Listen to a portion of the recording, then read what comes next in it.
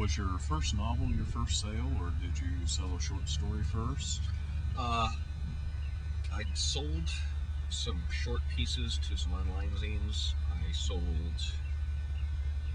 two things about the same within 48 hours. I think Freehold might have been first, but I sold something else very shortly thereafter that came out afterwards. Just money-making stuff. It's out of print. And a few months later, I contracted my contemporary trilogy, Snipers, and then John asked me to work with him on The Hero. His synopsis and outline, and I filled in the details, and then we went back and forth a couple times. I had some. I've got my Things One Has to Believe in Gun Control, which is all over the web now. I didn't actually get paid for that by anyone until American Rifleman reprinted it several years later. Actually, America's First Freedom reprinted it, so it sent me a check. But I regard it as professional because it keeps getting quoted by different sites, by activists. It's used a lot.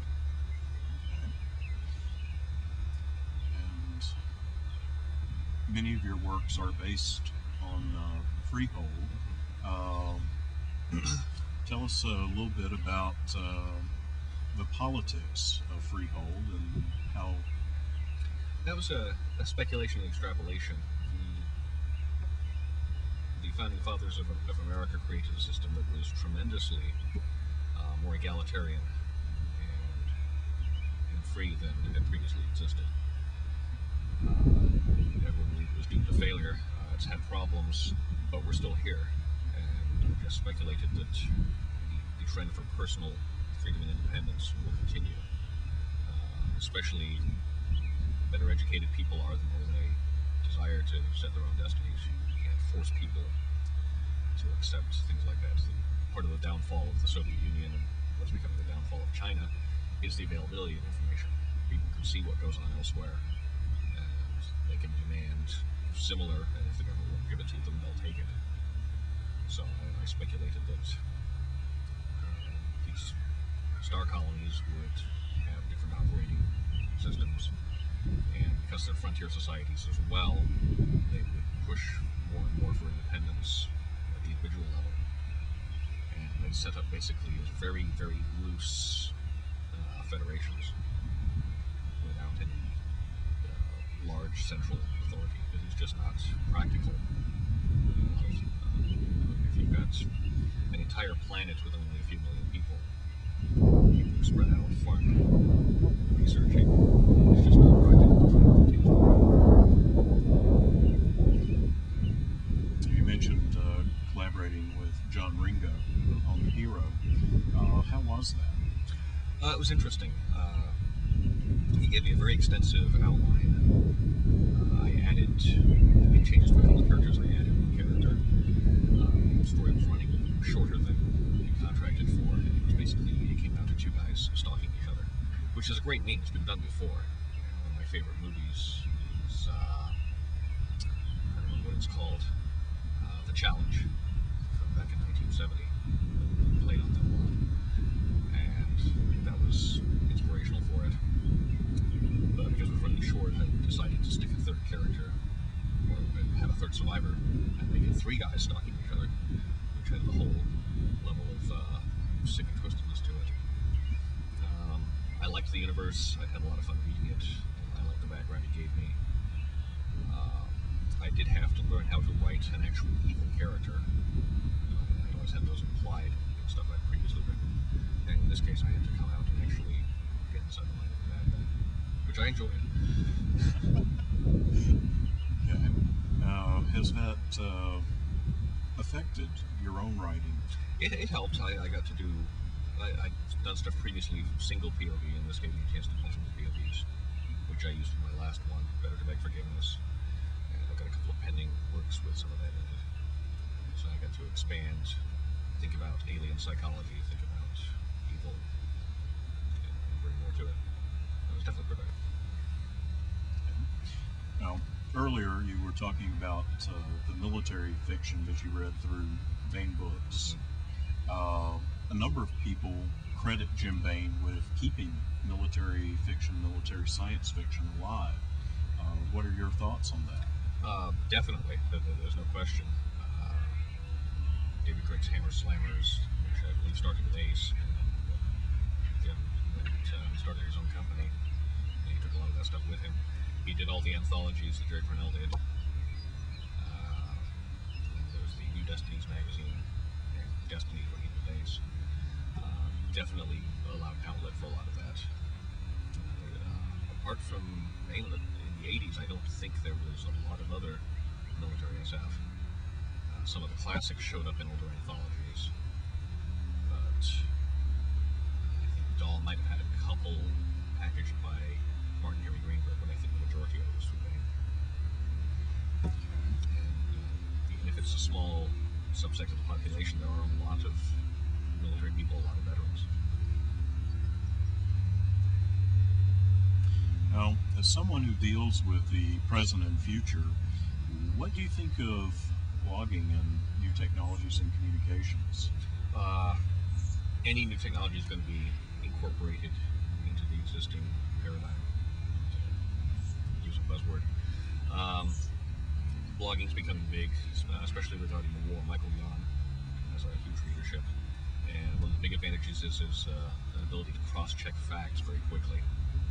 I know from personal experience, anything I've been involved in or knowledgeable about, I can go through an article and pick out dozens of errors. Some of them are grievous and credibility destroying, depending on the story. And as it is now, you can go online and find a dozen different viewpoints, frequently from people who are there or have been there, and it's putting the press under a lot of scrutiny, which I think will be for the positive. The downside is that because you have so many viewpoints, you have to decide which ones are valid and which ones are relevant.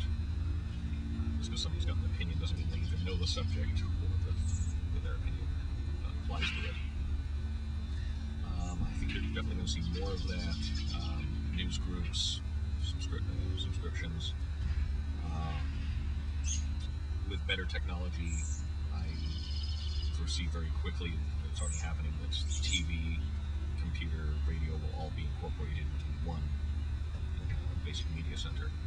So if you don't like what you're seeing, you can just flip over, call something up, and look at somebody else's viewpoint. What are your thoughts on Billboard?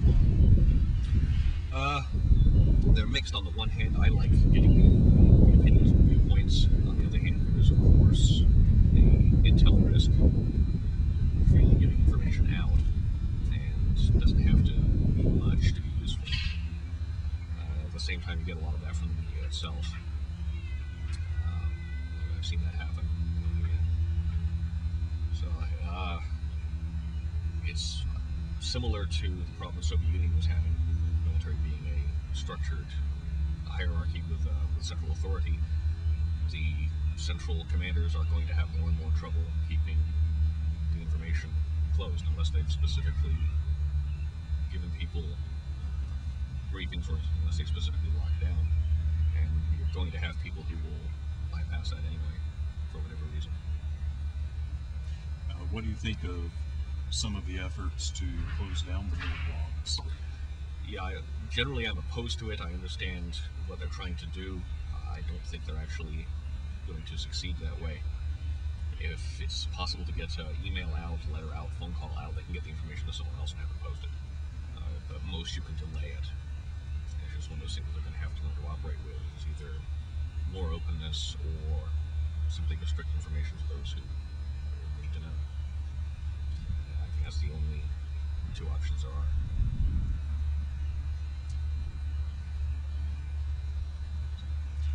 And how do you think some of these changes in communications technology are going to end up affecting the military when the average soldier is running around with a cell phone or a small device that provides instant communication, video, audio, and other capabilities?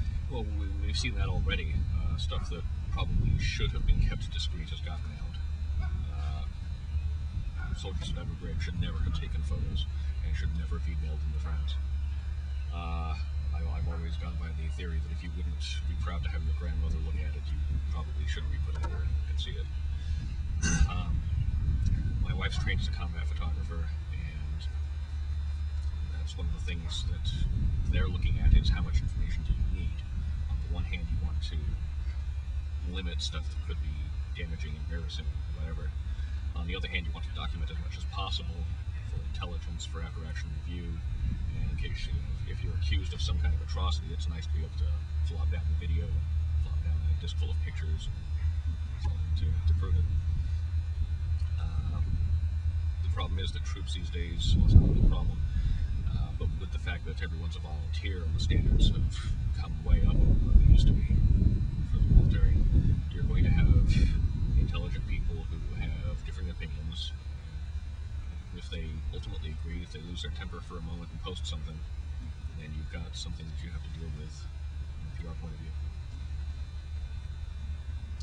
Right.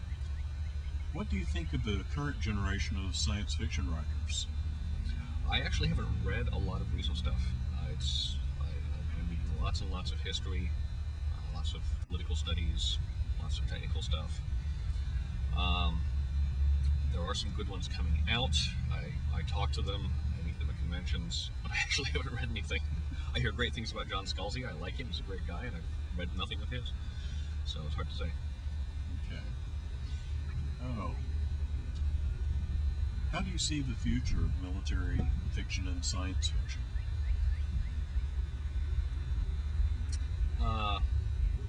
That's a tough one. At the moment, fantasy's in the ascendant. Most of what's being published under the SF and F genre is fantasy.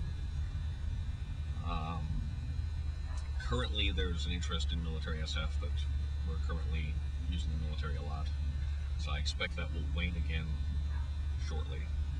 It comes and goes. The early 40s and 50s SF, there was lots of military influence, mostly two reasons. The writers were largely vets, and they were foreseeing going to hostile terrain and planets, whether it was environmental or hostile cultures.